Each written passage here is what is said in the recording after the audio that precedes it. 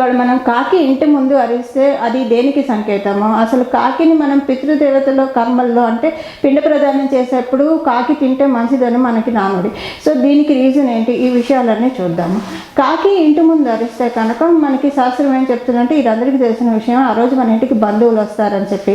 ఎప్పుడైనా సరే అన్నం వండేప్పుడు ఎవరైనా తుమ్మినా కూడా, అన్నం వండేప్పుడు బియ్యం చేజారి పడిపోయినా సరే, ఆ రోజు ఎవరో ఒకళ్ళు మన ఇంటికి వస్తారని మనం తెలుసుకోవాలి. అలానే ఇది పక్షి శాస్త్రం అని చెప్తాం. సో పక్షి శాస్త్రాన్ని అనుసరించి కాకి ఎప్పుడైతే చెట్టు మీద కూర్చొని అరుస్తుందో అప్పుడు డెఫినెట్గా మన ఇంటికి ఎవరో ఒకళ్ళు వస్తారను.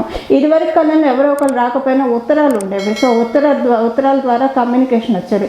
సో ఇప్పుడు కమ్యూనికేషన్ అనేది యూజర్ ఫ్రెండ్లీ అయిపోయింది కాబట్టి ఇప్పుడు కమ్యూనికేషన్ అని చెప్పడానికి లేదు, ఎవరో ఒకళ్ళు ఆత్మీయుల్ని కలుసుకునే అవకాశం కనిపిస్తూ ఉంటుంది అనమాట.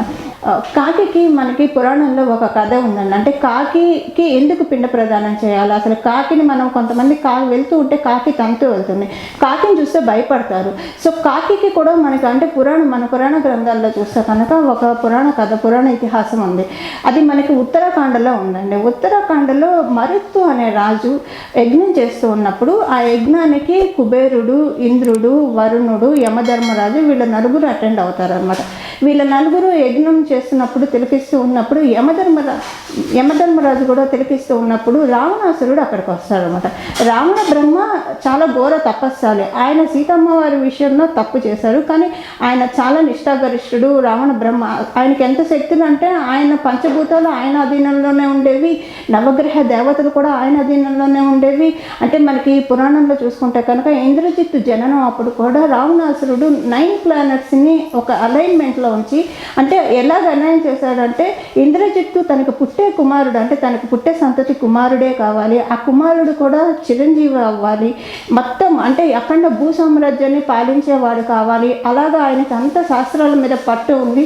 గ్రహదేవతలు పంచభూతాలు ఆయనకి భయపడి ఆయన చెప్పినట్టు అలైన్లో ఉన్నప్పుడు అప్పుడు శని భగవానుడు ఒక్క డిగ్రీ అటు జరిగితే కనుక ఆయనకు అల్పాయువు ఏర్పడుతుంది. సో ఆయన అలా జరగడం వల్ల యాక్చువల్గా రావణ బ్రహ్మ అది గ్రహించి ఆయన మీద ఆయుధాన్ని విసిరేయడము, దానివల్ల ఆయన కాలు బ్రేక్ అవ్వడం, అందుకే శని మందగమనుడు కూడా అయ్యాడు. సో అందుకని రావణ బ్రహ్మ అంటే పంచభూతాలకే కానివ్వండి, నవగ్రహ దేవతలకే కానివ్వండి చాలా భయం ఉండేది. సో ఆ టైంలో రావణ బ్రహ్మ ఆ యజ్ఞం జరుగుతున్నప్పుడు వచ్చేప్పటికి కుబేరుడు, ఇంద్రుడు, వరుణుడు, యమధర్మరాజు వీళ్ళందరూ భయపడిపోయి వీడిని ఎక్కడ సంహరిస్తారో అని భయపడిపోయి ఆ టైంలో వాళ్ళు జంతువుల్లో దూరిపోయారు. అంటే ఇంద్రుడు వచ్చేసేసి నమలిలో దూరాడు, వరుణుడు వచ్చేసేసి హంసలో దూరాడు, కుబేరుడు వచ్చేసేసి తొండలో దూరాడు, యమధర్మరాజు కాకిలో దూరాడండి. సో ఇలా దూరినప్పుడు వాళ్ళు రావణ బ్రహ్మ వచ్చాడు, మరుత్ అనే మహారాజుని సంహరించేశారు, అక్కడి నుంచి వెళ్ళిపోయారు. ఆ తర్వాత వీళ్ళ రూపాన్ని పొందినప్పుడు ఇంద్రుడు నెమలికి ఒక వరాన్ని ప్రసాదిస్తాడు. అంటే ఇంద్రుడికి 100 కళ్ళు ఉంటాయన్నమాట. అంటే ఇంద్రుడికి కళ్ళే ఆ నెమలి పించాలుగా ఉండమని చెప్పి ఆయన వరాన్ని ప్రసాదిస్తాడు. అలానే వరుణుడు హంసకి వరాన్ని ప్రసాదిస్తాడు. వరుణుడు నీళ్ళకి అంటే వర్షాలు మనకి కురిసేది వరుణుడు దయ వల్లే కాబట్టి నీళ్ళ మీదే నువ్వు ఉంటావు, నువ్వు చంద్రకాంతితో వెలుగొందుతూ ఉంటావు అని చెప్పేసి ఆ వరుణుడు హంసకి వరాన్ని ప్రసాదిస్తాడు. అలానే కుబేరుడు తొండకి వరాన్ని ప్రసాదిస్తాడు. అంటే నీ తల పెద్దగా ఉంటుంది, నువ్వు ఎంత ఆహారాన్ని అయినా నిల్వ చేసుకునే కెపాసిటీ నీలో ఉంటుంది, బంగారు వర్ణంలో ఉంటావని ఇలా ఆయన వరాన్ని ప్రసాదిస్తాడు. యమధర్మరాజు కూడా కాకికి వరాన్ని ప్రసాదిస్తాడు. నువ్వు నన్ను కాపాడటానికి నిన్ను ఆధారంగా చేసుకున్నాను కాబట్టి, నువ్వు నాకు చాలా నా ప్రాణాన్ని ప్రొటెక్ట్ చేసావు కాబట్టి నేను నీకు ఒక మంచి వరాన్ని ఇస్తున్నాను, నువ్వు దీర్ఘాయుష్మంతురాలుగా ఉంటావు, చావు నీకు ఎప్పుడు దానంతట అదే రాదు. కాకి దీర్ఘాయుష్ మంత్రాలు అంటే చావు అనేది తొందరగా రాదనమాట, రోగం కూడా కాకికి రాదు. సో ఈ వరాలన్నీ ఇస్తూ దీంతోపాటు నీకు యజ్ఞంలో అంటే పితృకార్యాలు ఆయనకి చేసేది మన యమధర్మరాజుకి పిండ ప్రదానాలు ఇవన్నీ మనం యమధర్మరాజుని దృష్టిలో పెట్టుకొని చేస్తాం కదా మన పితృదేవతలకి. సో ఈ పిండ ప్రదానాలు వీటిల్లో కూడా నీకే ప్రథమ స్థానం ఇస్తాను. అంటే పిండ ప్రదానం చేసినప్పుడు నువ్వు వచ్చి తింటేనే అది సఫలీకృతం అవుతుంది, పితృదేవతలు నీ రూపంలో వచ్చి ప్రసాదాన్ని స్వీకరిస్తారని చెప్పి ఆయన వరాన్ని ప్రసాదించారు అనమాట.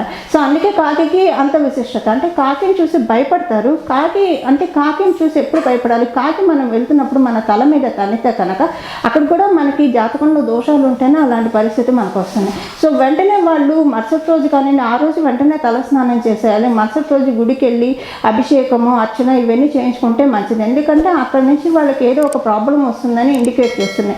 అంటే మనకి ప్రకృతి ఎప్పుడూ ఏదో రకంగా సహాయపడాలని చూస్తుందండి. ఈ సాయపడడంలో భాగమే. కాకి అలా తన్నిందంటే ముందుగానే మనల్ని హెచ్చరిస్తుంది, రాబోయే రోజుల్లో నీకు ఈ ప్రమాదం ఉంది, నువ్వు జాగ్రత్త పడు అని అది మనల్ని హెచ్చరిస్తుందని భావించాలి. కానీ అనవసరంగా వచ్చి ఏది మనకి అనవసరంగా చెరుపు చేయవు.